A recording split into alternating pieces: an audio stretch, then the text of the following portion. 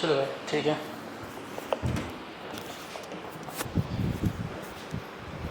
तो electromagnetic spectrum में यही सब बातें बताया गया होगा कि जितने भी इलेक्ट्रोमैग्नेटिक रेडिएशंस हैं उनको उन्हीं के वेवलेंथ या फ्रीक्वेंसी के हिसाब से अगर हम अरेंज कर दें तो जो ये हमें पैटर्न मिलेगा, जो हमें सीरीज मिलेगा, इसको बोलेंगे इलेक्ट्रोमैग्नेटिक स्पेक्ट्रम। ठीक है। फिर उन्होंने कहा था कि जिस तरह से ये है उसी तरह से नॉर्मल स्पेक्ट्रम भी होता है। तो स्पेक्ट्रम का मतलब सीधा सा ये था कि अलग अलग वेवलेंथ या अलग अलग फ्रीक्वेंसीज की रेडिएशंस को एक सीरीज में अरेंज कर देना, और जो हमें एक सीरीज तैयार हो मिलेगा उसी को बोलते हैं स्पेक्ट्रम। उसी तरह से कलर्स को हम करते हैं कि अलग अलग कलर्स को अगर हम एक सीरीज में अरेंज कर दें या अलग अलग कलर्स के, जैसे जो भी कलर्स हैं हमारे पास, रेड है चाहे आपके पास वायलेट है, हर कलर का अपना वेवलेंथ है और अपना फ्रीक्वेंसी होता है।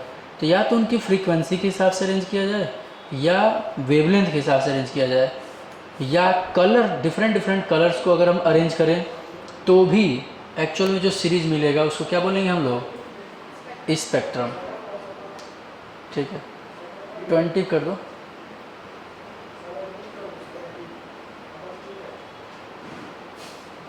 तो 16 और 18 में बहुत डिफरेंस नहीं होता है भाई। हाँ ठीक है।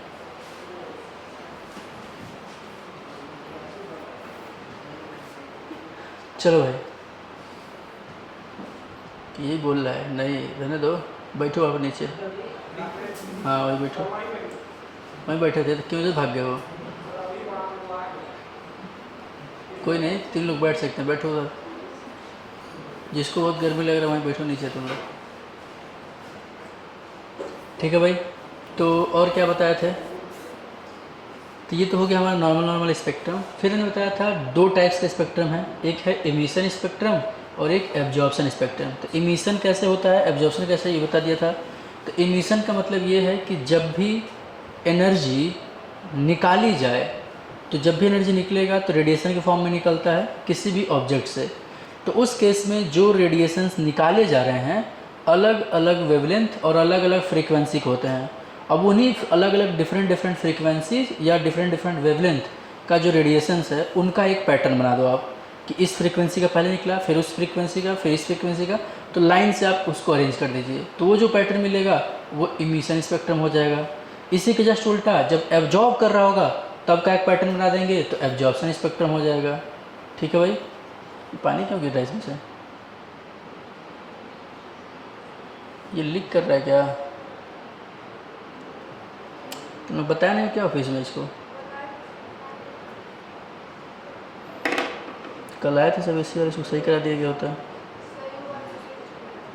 कल चेक हुआ था ये। 1 मिनट रुक जाओ, मैसेज कर देता हूँ इस चीज़ का।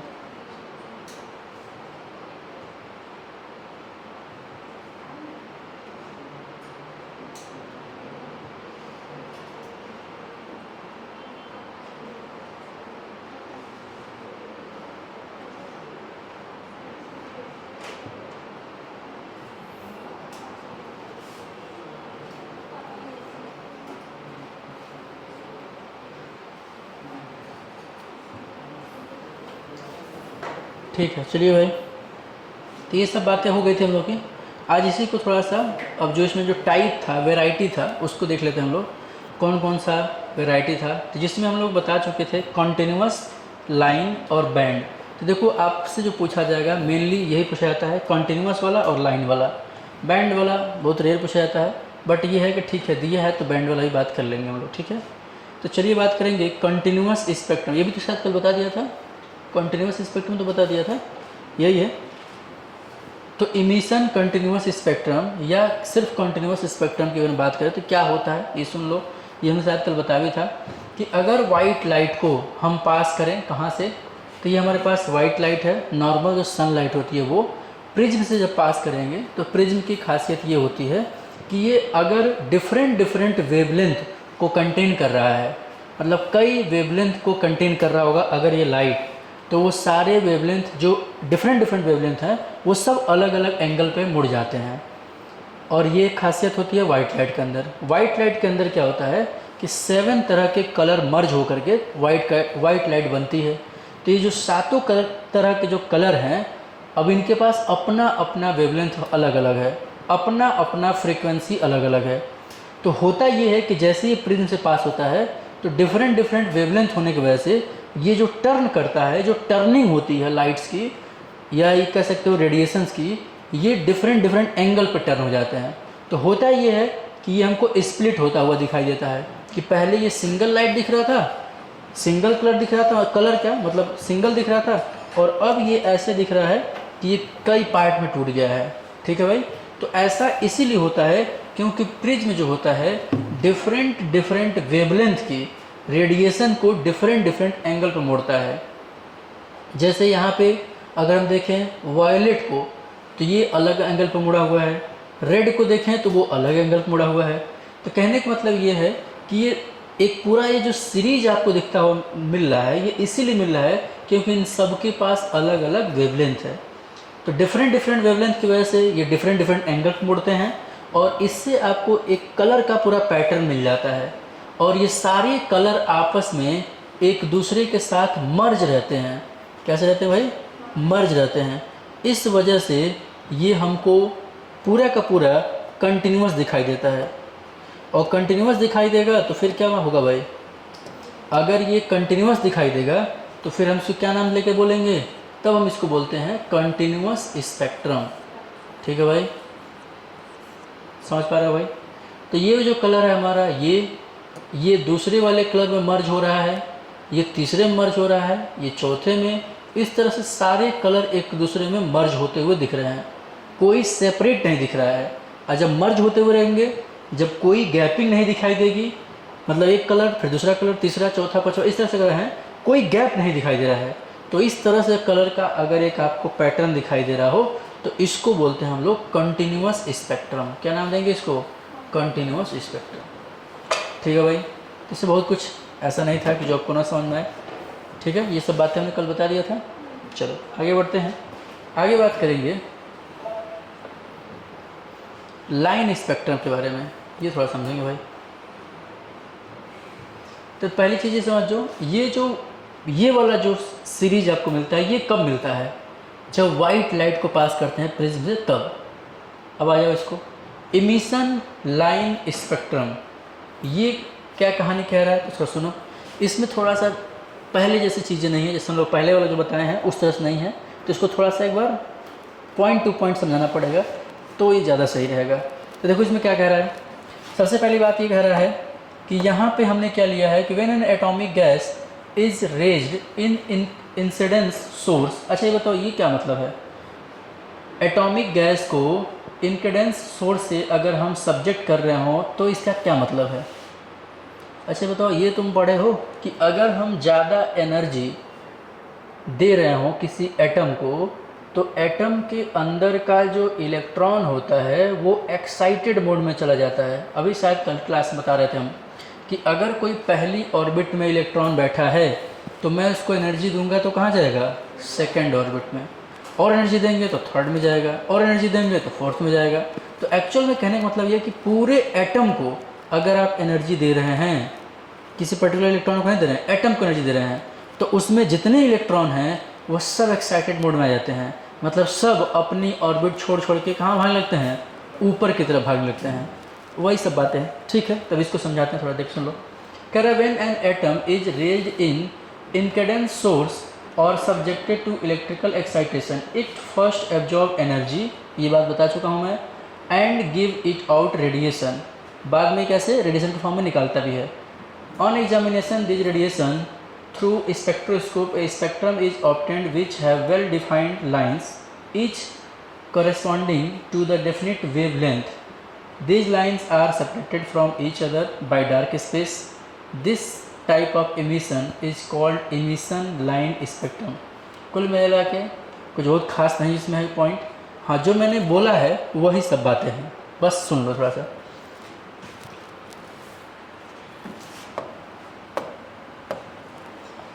देखो भाई, हमने क्या किया है यहाँ पे। अच्छा एक बात बताओ, क्या हो भाई? एक बार बताओ, अगर हमें किसी एटम को एनर्जी देनी हो तो हम 2-3 तरीक़ों से दे सकते हैं। या तो आप उसके ऊपर लाइट गिरा दीजिए, लाइट अगर गिरेगा तो लाइट भी एक तरह की एनर्जी होती है। जैसे ये हमारे पास जो ट्यूबलाइट है, ट्यूबलाइट के पास भी क्या है, एनर्जी है। बट अगर आप सनलाइट को देखें तो उसके पास भी एनर्जी है। वही आप हैलोजन बल्ब जलाएंगे तो उसमें भी एनर्जी है। तो कोई भी तरह के अगर लाइट आप यूज करेंगे तो एटम की एनर्जी मिल सकती है। ठीक है, तो आप या तो लाइट का यूज कर सकते हैं, या तो हीट का यूज कर सकते हैं, और या तो इलेक्ट्रिसिटी का यूज कर सकते हैं। इलेक्ट्रिसिटी या इलेक्ट्रिक फील्ड वाले किसी कह सकते हैं स्पेस से अगर आप एयर को गुजारेंगे तो भी उसको एनर्जी मिल जाएगी। क्या मैंने बोला? जैसे मान लो एक आपने कोई कंटेनर बनाया और उसमें आपने करंट चला दिया या उसमें इलेक्ट्रिक फील्ड प्रोड्यूस कर दिया। इलेक्ट्रिक फील्ड प्रोड्यूस करने का मतलब समझ रहे हो ना भाई? इलेक्ट्रिक फील्ड उसमें तैयार हो जाए। जैसे अगर मान लो हम एक साइड पॉजिटिव प्लेट लगा दें, एक साइड नेगेटिव प्लेट लगा दें, दोनों को हम लोग वायर से जोड़ दें तो इन प्लेट के बीच में इलेक्ट्रिक फील्ड प्रोड्यूस हो जाएगा। समझ रहे हो? तो कहने का मतलब है कि अब इन प्लेट के बीच में अगर तुम एयर गुजारोगे, यहाँ पे अगर एयर रखोगे तो उस एयर को इस इलेक्ट्रिक फील्ड की वजह से एनर्जी मिलेगी। ठीक है ना?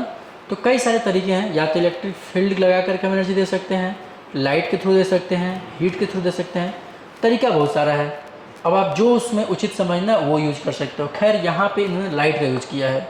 ठीक है, इन्होंने क्या किया है कि एक पर्टिकुलर जगह से लाइट को, या कह सकते हो इलेक्ट्रिक फील्ड का भी यूज कर सकते हो। इलेक्ट्रिक फील्ड को हम यूज करके एनर्जी प्रोवाइड कर रहे हो जो हमारे पास गैस हैं उनको।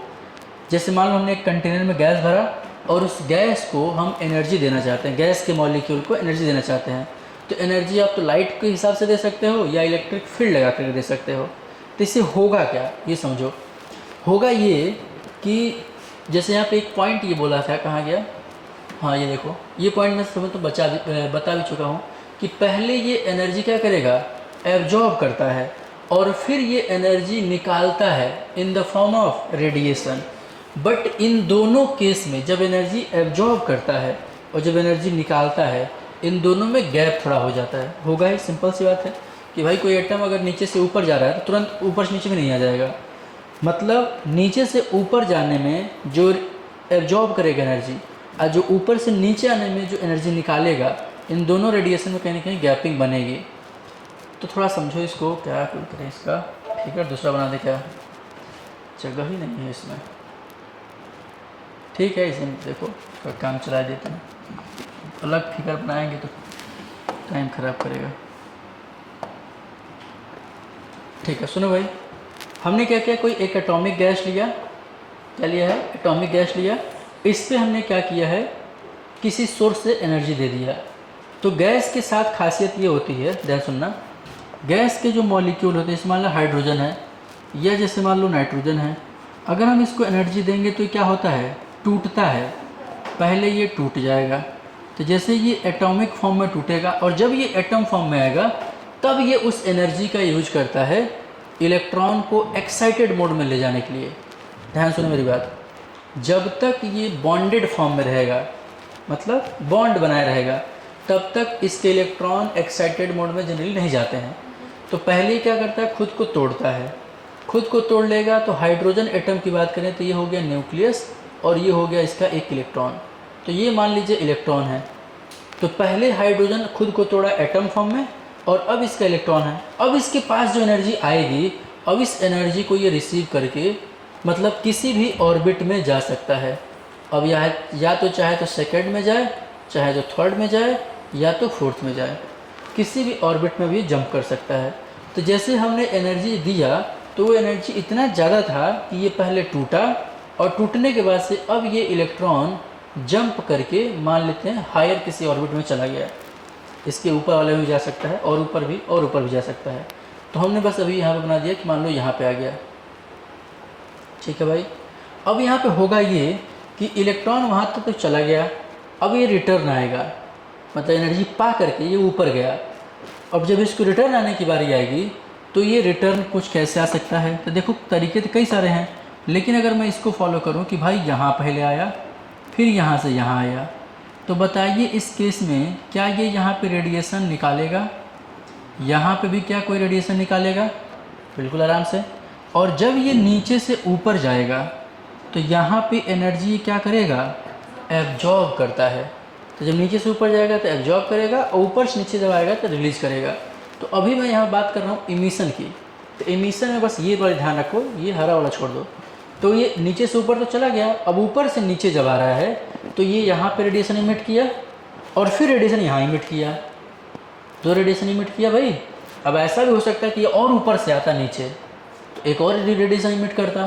तो कहने का मतलब ये कि जब ये रेडिएशन निकला और जब ये रेडिएशन निकला तो इस रेडिएशन का अपना कुछ ना कुछ कलर होगा और इस रेडिएशन का भी अपना कुछ ना कुछ कलर होगा।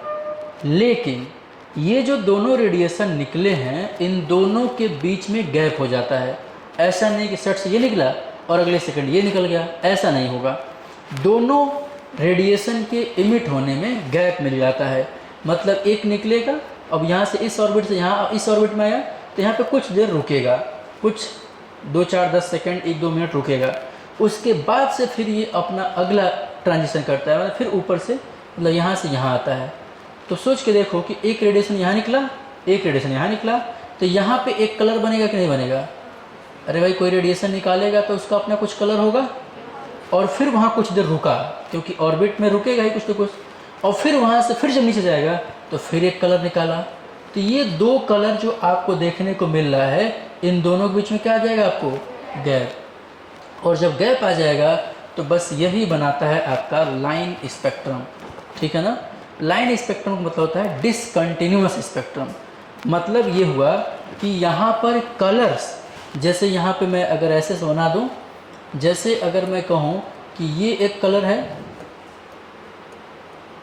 जैसे ये एक कलर है, फिर उसके बाद से अगला ये कलर है,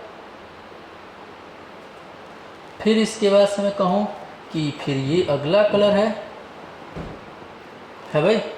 तो ये जो तीनों कलर हैं इसमें देखो कहीं गैप नहीं है, समझ पा रहे हो मेरी बात? इन तीनों में कोई गैप नहीं है। लेकिन अब अगर मान लो हम यही तीनों कलर बनाना शुरू करें और ऐसे बनाएं, एक कलर, फिर दूसरा कलर, तो आ गया, फिर दूसरा कलर, और फिर हमारा तीसरा कलर। बट ये तीनों में क्या दिखाई दे रहा है आपको? गैप दिखाई दे रहा है। तो जब इस तरह का कोई स्पेक्ट्रम होगा, जब इस तरह का कोई स्पेक्ट्रम बनेगा तो भाई इसको फिर बोलेंगे क्या चीज़? इसको बोलना है आपको लाइन स्पेक्ट्रम। समझ पा रहे हो मेरी बात? ये ऐसा कब बनेगा? ऐसा तब बनेगा जब हम लोग ऊपर वाला एग्जाम्पल लिए थे कि जब वाइट लाइट को आप कहाँ गिरा रहे हो? प्रिज्म पे। और प्रिज्म जो है उन सारे कलर वाले, वाइट लाइट में 7 कलर हैं, अब वो सातों कलर को प्रिज्म ने क्या किया? अलग अलग एंगल में बांट दिया, अलग अलग एंगल पे मोड़ दिया। तो वहाँ पे जो कलर का पैटर्न बना हमको वो लगातार दिखाई दिया। तो वहाँ पे जो स्पेक्ट्रम बना वो कैसा बना? Continuous spectrum. बट अगर किसी एटम के अंदर इलेक्ट्रॉन को अपनी एनर्जी दे दिया तो ये जंप करके ऊपर तो चला गया, लेकिन जब ये ऊपर से नीचे आता है तो स्टेप टू स्टेप नीचे आएगा और हर स्टेप में एक रेडिएशन रिलीज कर रहा है। और हर रेडिएशन मतलब हर 2 रेडिएशन के बीच में थोड़ा सा गैप रहेगा, और जो गैप रहेगा वही यहाँ पे क्या करता है? डार्क बैंड क्रिएट कर देता है। मतलब एक तरह से कह सकते हो बीच में गैपिंग क्रिएट कर देता है। तो जो 2 कलर आपको दिख रहे हैं उनके बीच में आपको डार्क कलर का एक लाइन दिखाई देने लगता है, एक पट्टी दिखाई देने लगती है। और जैसे ही ऐसा होगा कि कलर के बीच में गैपिंग आ गई तो वहाँ पे नाम क्या लेंगे? लाइन स्पेक्ट्रम का। अब इसको बोलेंगे डिसकंटिन्यूअस स्पेक्ट्रम। एक तो कंटिन्यूअस हो गया तो इसको लाइन स्पेक्ट्रम बोलो, या इसको बोलेंगे डिसकंटिन्यूअस स्पेक्ट्रम। तो ये आपको यही बात समझना है कि ये बनता कब है, ठीक है ना भाई? तो ये कब बनेगा? एटम के केस में। एटम के इलेक्ट्रॉन को जो हम एक्साइटेड कर देंगे तो वो ऊपर जाएगा, और ऊपर जब नीचे वो आता है तो स्टेप टू स्टेप आएगा। जैसे एक आदमी को नीचे से ऊपर भेजना है, समझ रहे हो? जैसे एक आदमी को नीचे से ऊपर भेजना है तो तुम तुरंत उसको लिफ्ट में बैठा दिए और वो चला गया 10 मंजिल ऊपर, और उसके बाद से लिफ्ट तुम बंद कर दिए, अब आओ तुम, तो 10 मंजिल से कूद तो जाएगा नहीं, एक एक स्टेप सीढ़ी करके ही आएगा। तो उस केस में जैसे जैसे स्टेप टू स्टेप आएगा तो हर स्टेप पे कुछ माइक्रो सेकंड के लिए रुकेगा। जैसे एक सीढ़ी उतरा तो कुछ सेकंड के लिए शरीर नहीं रुक रहा है, हमको रुकता हुआ हमको ऐसा नहीं होगा कि रुकता हमको दिखेगा नहीं, लेकिन कुछ माइक्रो सेकंड के लिए जब वो सीढ़ी पर रुकेगा फिर अगली सीढ़ी पर जाएगा, फिर अगली सीढ़ी जाएगा। तो इस तरह से ये उतर रहा है। जाने के लिए चला गया लिफ्ट से, एनर्जी ज़्यादा पा गया था, उड़ गया यहाँ से सीधे वहाँ पे, और वहाँ से आना है इसको अपने हिसाब से। तो जब ये आएगा नीचे तो ये हर स्टेप पे रेडिएशन निकाल रहा है, और जहाँ जहाँ सेल चेंज कर रहा है वहाँ वहाँ कुछ सेकंड, कुछ माइक्रो सेकंड के लिए रुकेगा। अब बस वहीं पे क्या होती है, रेडिएशन के बीच में गैपिंग आ जाती है, तो वहाँ पर गैप की वजह से क्या होगा, खाली हो गया। तो अब ये क्रिएट कर देता है डिसकंटिन्यूअस स्पेक्ट्रम। ठीक है भाई, तो आप बना लीजिए डिसकंटिन्यूअस इमिशन, डिसकंटिन्यूअस स्पेक्ट्रम या इमिशन लाइन स्पेक्ट्रम। ये फिगर बनाइए, फिर ये बना लीजिएगा, ये मत बनाना भाई। इसको थोड़ा सा मैं और बड़ा कर देता हूँ, इलेक्ट्रॉन की जंपिंग को। ठीक है,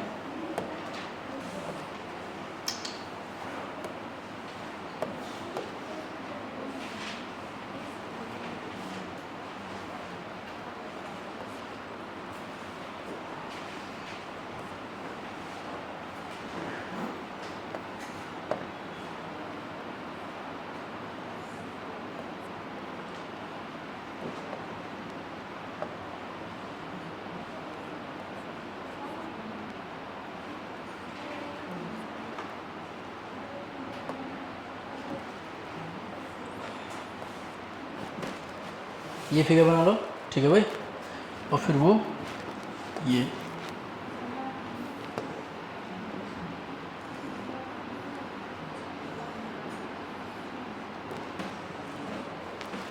इस फिगर के साथ ये, और फिर ये बना देना है कलरफुल वाला, ये मत बनाना।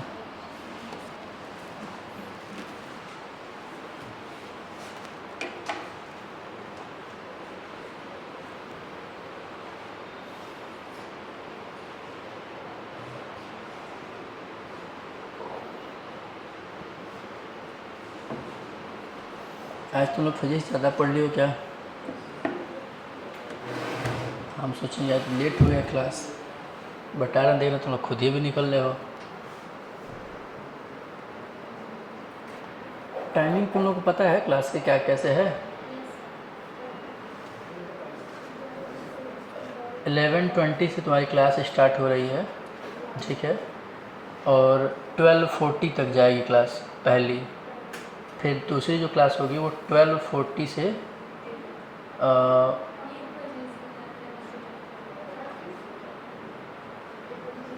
नहीं भाई बता दे रहे हैं, अब इसको ग्रुप में भिजवा देते हैं। ठीक है, टाइम टेबल जो है आप लोगों का, एक्चुअल में टाइम टेबल इसलिए तो भेजाया नहीं गया कि 3-4 बार टाइम टेबल बना है। अब वो सेट जैसे एक सप्ताह जब चल जाता है ठीक से, कहीं क्लास नहीं हो रहा है तब उसको भेजा जाता है ग्रुप में। तब ये एक्सपेरिमेंटल वे में है टाइम टेबल, इसीलिए भेजा नहीं गया है। ये एक सप्ताह थोड़ा चल जाए ठीक से तब आपको भेज दिया जाएगा। खैर अभी जो टाइम टेबल के हिसाब से है मैं बता दे रहा हूँ थोड़ा। क्लास तो सब पता ही हो, कौन सा क्लास चलेगा, उसका क्लास क्या चलेगा। तो आपका 11:20 से 12:40 तक फिजिक्स की है, फिर 12:40 से 1:50 तक केमिस्ट्री क्लास है, मतलब 1:50 तक। फिर लंच है आपका 1:50 से 2:10 तक। फिर 2:10 से आपकी बायो एंड मैथ क्लास होगी, और फिर आपके पास से लास्ट में हिंदी इंग्लिश है। ठीक है, तो जो बच्चे फाउंडेशन वाले हैं वो लास्ट में हिंदी इंग्लिश करेंगे, बाकी लोग चले जाएंगे। ठीक है, टेस्ट शेड्यूल सबको मिला ही होगा, टेस्ट शेड्यूल के हिसाब से देख लेना भाई। तो थोड़ा सा हमको टेस्ट शेड्यूल एक आदमी को दे देना अपना, टारगेट वाले बच्चे अपना जाके ले लेना भाई, उन लोग का भी बन गया है। थोड़ा सा उसमें करेक्शन करना था तो वो हो गया है। अपना थोड़ा सा दे दो कंटेंट, टेस्ट शेड्यूल दिखा दो भाई, मिला है ना?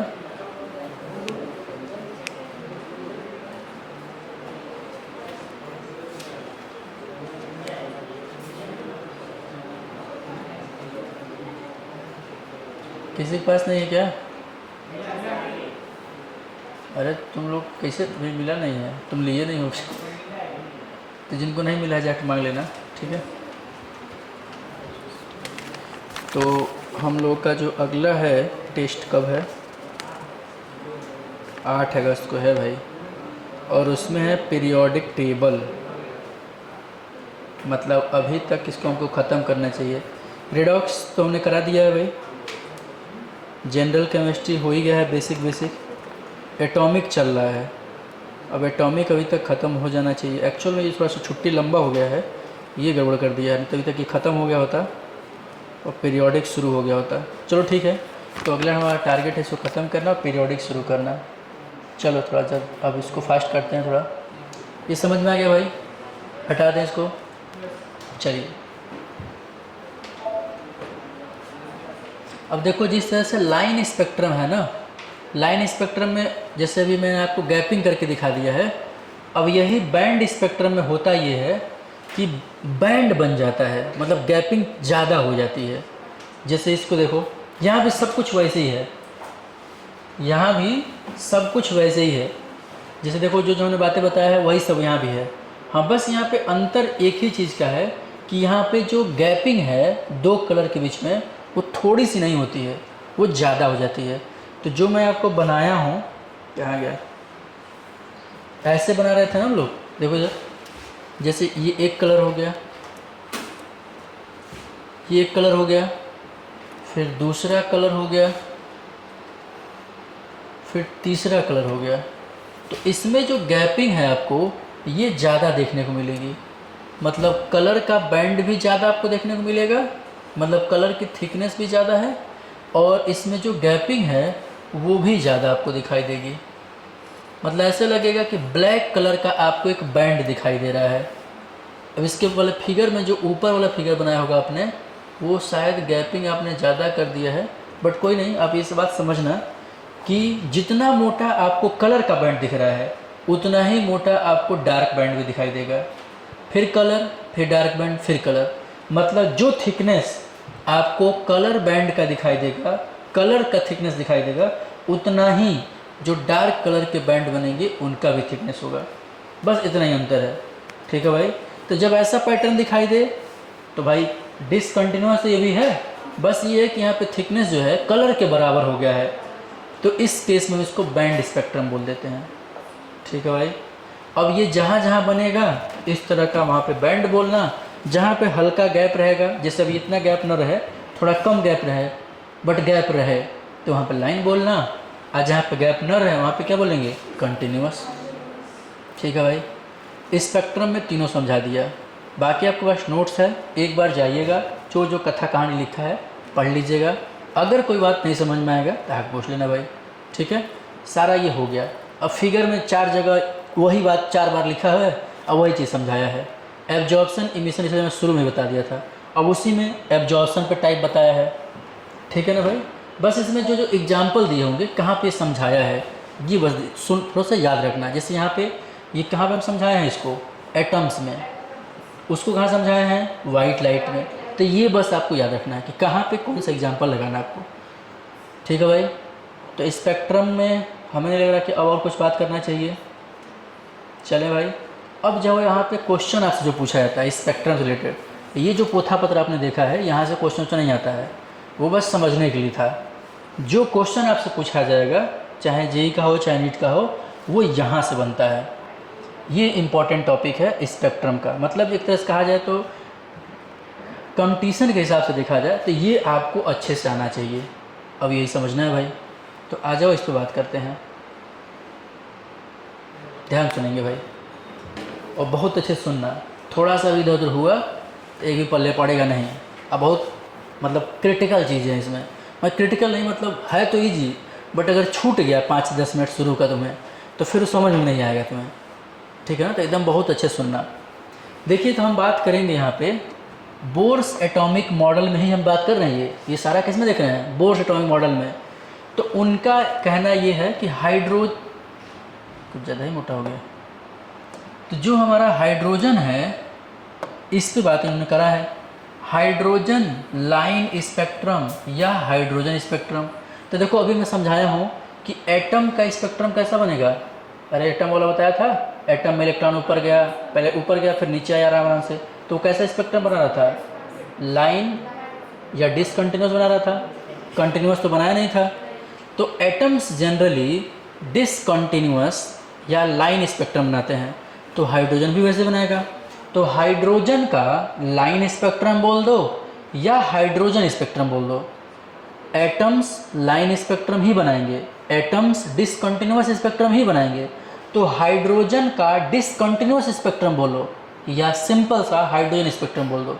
तो हाइड्रोजन स्पेक्ट्रम बोला तो आपके दिमाग में सिंपल सा क्या आना चाहिए? डिसकंटिन्यूस स्पेक्ट्रम की बात दिमाग में आपके आना चाहिए, या लाइन स्पेक्ट्रम आपके दिमाग में आना चाहिए। कंटिन्यूस मत सोचना। कंटिन्यूस कौन बनाता है? White light. एटम्स कौन बनाते हैं? तो एटम्स बनाते हैं जनरली डिसकंटिन्यूस स्पेक्ट्रम। ठीक है भाई। तो हाइड्रोजन किस तरह का स्पेक्ट्रम बनाएगा? तो डिसकंटिन्यूस बनाएगा। अब इसमें जो जो बातें मैं ऊपर बताऊँ वहाँ यहाँ भी वही लिखा है। सिंपल सा देखिए क्या लिखा है, when an electric excitation is applied to atomic hydrogen gas at low pressure, a bluish light is emitted. When the ray of this light is passed through a prism, a spectrum of several isolated sharp lines obtained. The wavelength of the various lines show that spectrum lie in the visible, ultraviolet, infrared region. These lines group into different series. वही सब कहानी है। Simple से यहाँ पे कहा गया है कि हमने क्या किया कि भाई इलेक्ट्रिक एक्साइटेशन का मतलब हम इलेक्ट्रिक फील्ड का कह सकते हो यूज कर रहे हैं, और यहाँ पे हाइड्रोजन गैस को क्या कर रहे हैं? एक्साइटेड मोड में ले जा रहे हैं।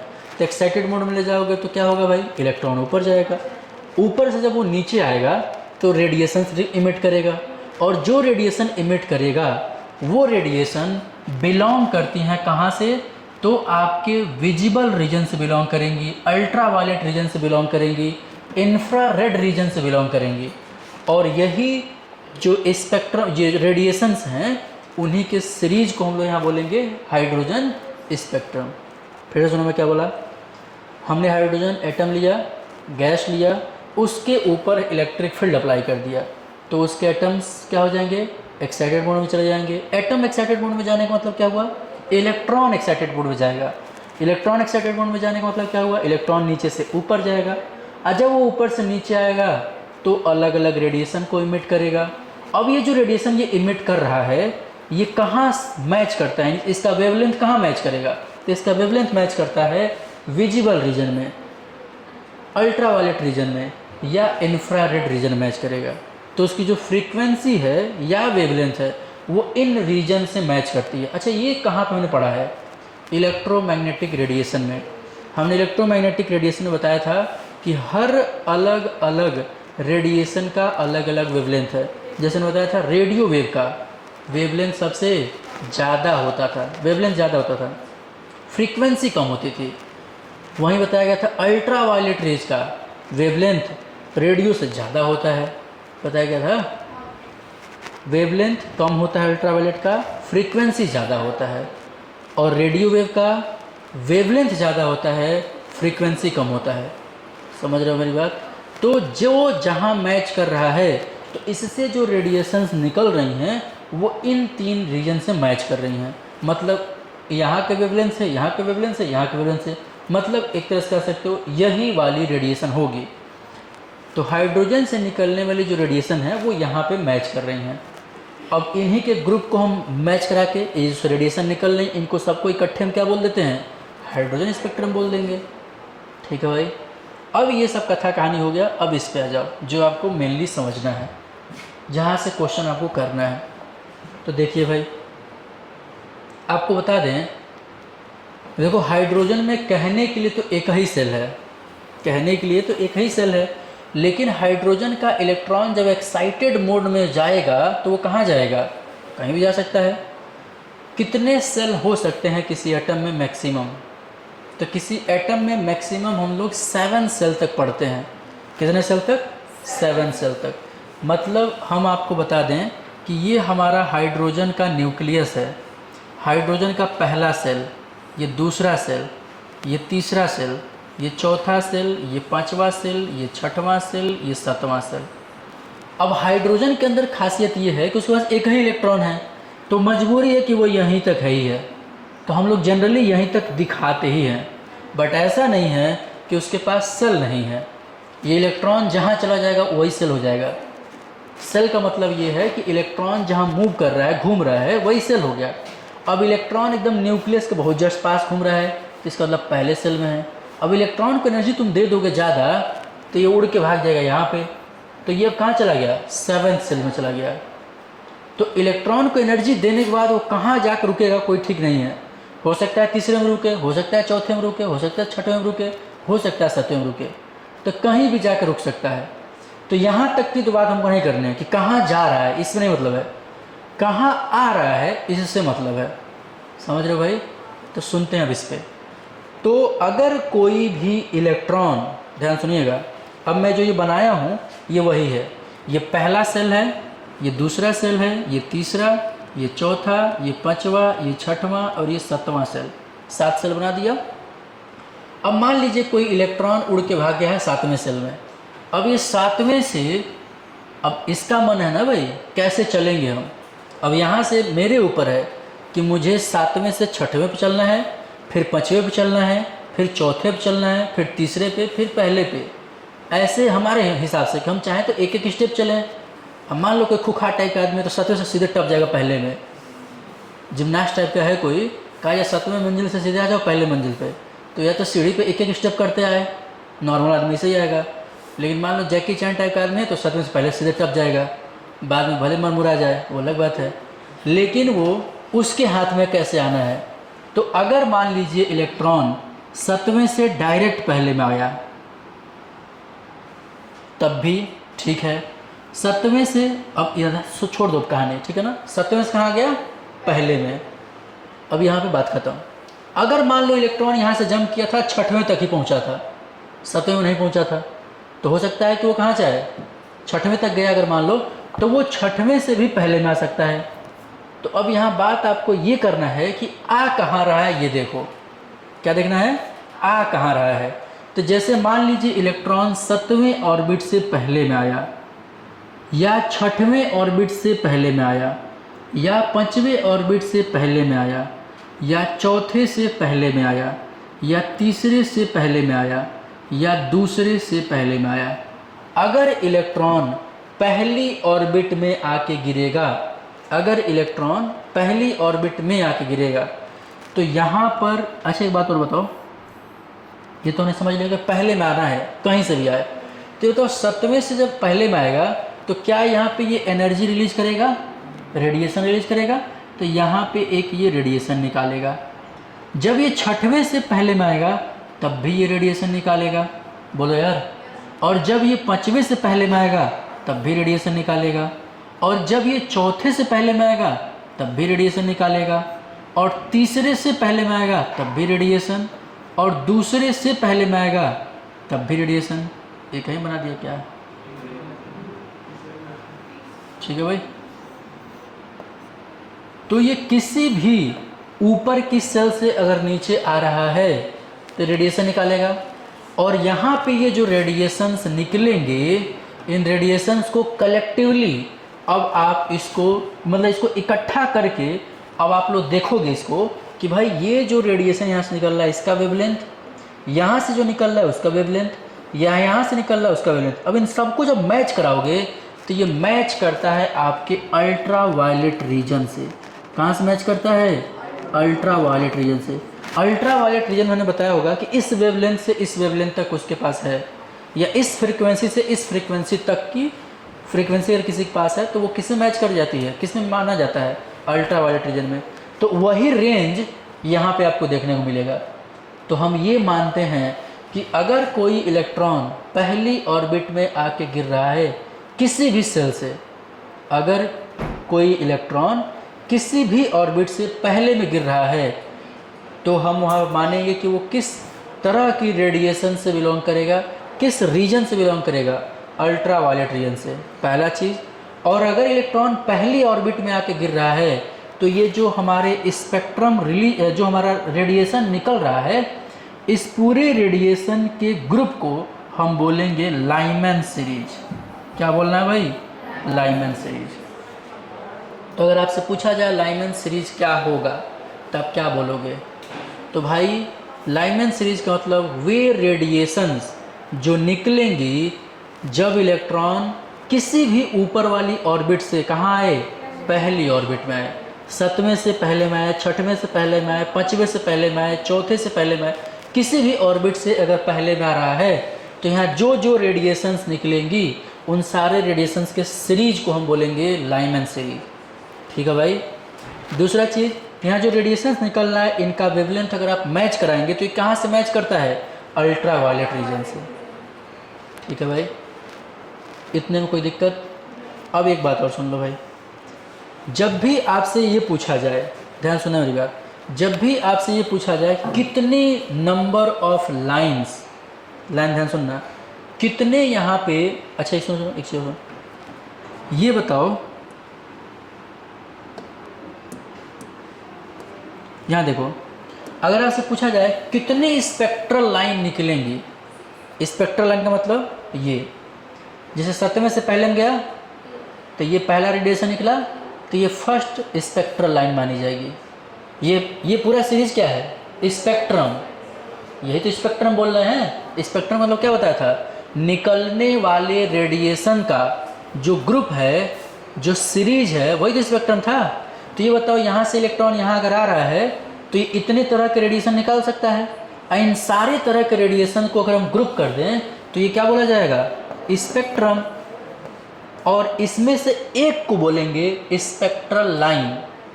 तो ये हुआ पहली स्पेक्ट्रल लाइन, ये दूसरी, ये तीसरी, ये चौथी, ये 5वीं, ये 6वीं, ये 7वीं।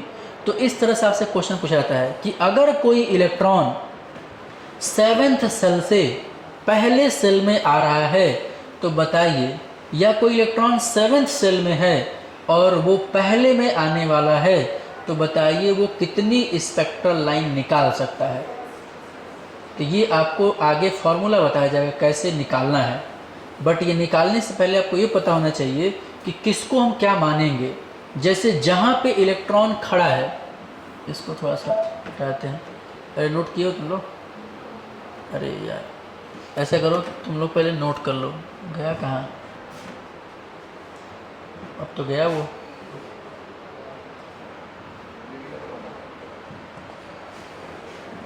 देखते हैं आ रहा है कि नहीं आएगा, स्क्रीनशॉट हो गया है ना, ठीक है रुको।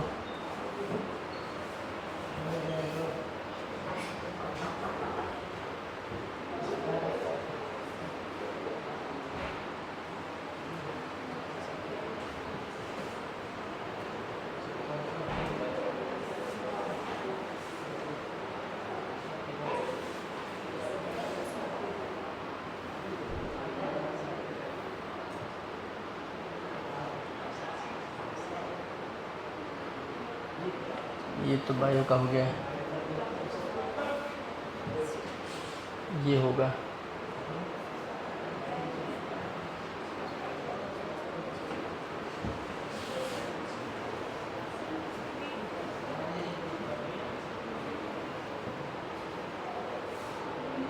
यही है 22,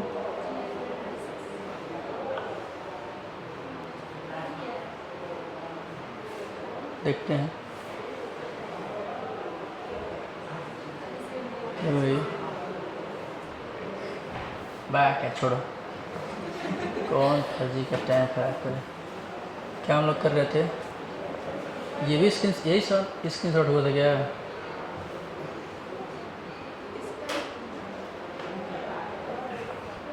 अपडेट हो गया क्या,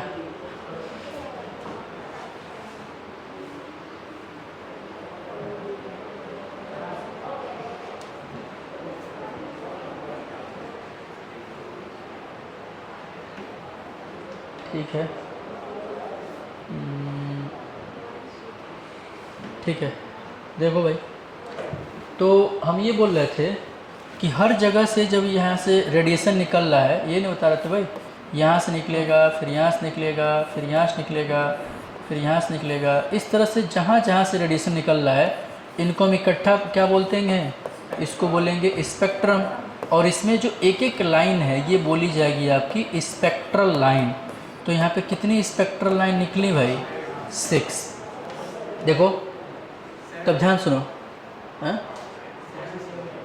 7 निकलेगा, अरे भाई कैसे निकाल दोगे 7, देखो इधर, यहाँ से यहाँ जाएगा तो एक निकलेगा ये वाला, यहाँ से यहाँ जाएगा तो 6 से 1 जाएगा तो, अरे 6 से 1 पे गया तो एक निकलेगा, 5 से 1 पे, 4 से 1 पे, 3 से 1 पे, 2 से 1 पे, और भी क्या निकलेगा नहीं। तो टोटल कितने निकल रहे हैं 6। तो ये आप कैसे काउंट करेंगे, तो इसके लिए भी आपको फॉर्मूला आगे बताया जाएगा। अभी अगर आपसे मान लीजिए नंबर ऑफ स्पेक्ट्रल लाइन निकालने के लिए बोला जाए तो यहाँ फॉर्मूला होता है, अगर लाइमन सीरीज में है, क्या मैं बोल रहा हूँ, अगर लाइमन सीरीज में है तो लाइमन सीरीज कैसे पहचानोगे कि भाई जब पहले नंबर ऑफ सेल में आएगा इलेक्ट्रॉन, कहीं से भी कहाँ है पहले में आए तो लाइमन सीरीज बनाएगा। और अगर लाइमन सीरीज बना रहा है तो नंबर ऑफ स्पेक्ट्रल लाइन कैसे निकालते हैं, तो ये होगा n2 - 1। क्या मैंने बोला, नंबर ऑफ स्पेक्ट्रल लाइन अगर आपसे पूछा जाए तो कैसे निकालोगे, n2 - 1। अब n2 क्या है, तो भाई कहाँ से ट्रांजिशन हो रहा है, तो अभी मैंने क्या बोला है 7 से आपको ट्रांजिशन कराना है। तो 7 से अगर पहले ऑर्बिट में जा रहा है तो बताइए कितनी स्पेक्ट्रल लाइन बनेगी। तो जहाँ से चल रहा है वो n2 मान लेना है, जहाँ जा रहा है वो n1 मान लेना है। तो चल रहा है कहाँ से 7 से, तो 7 - 1 करेंगे तो कितनी स्पेक्ट्रल लाइन बनेगी 6। कुछ करना ही नहीं है, ऐसे हो जाएगा। ठीक है भाई, ये थोड़ा फिगर बना लो, और इसमें केवल एक नहीं बनाना, ये भी बनाना है, ये भी बनाना है, ये भी बनाना है, ये भी बनाना है, ये भी बनाना है, ये भी बनाना है। ठीक है ना, या रफली बस एक बना लो, बाकी नोट्स में है ये सारा, घर पे इसको बना लेना और इसको नोट कर लेना। बाकी इसकी आगे कहानी अगले क्लास में समझाते हैं। ठीक है भाई, चलिए।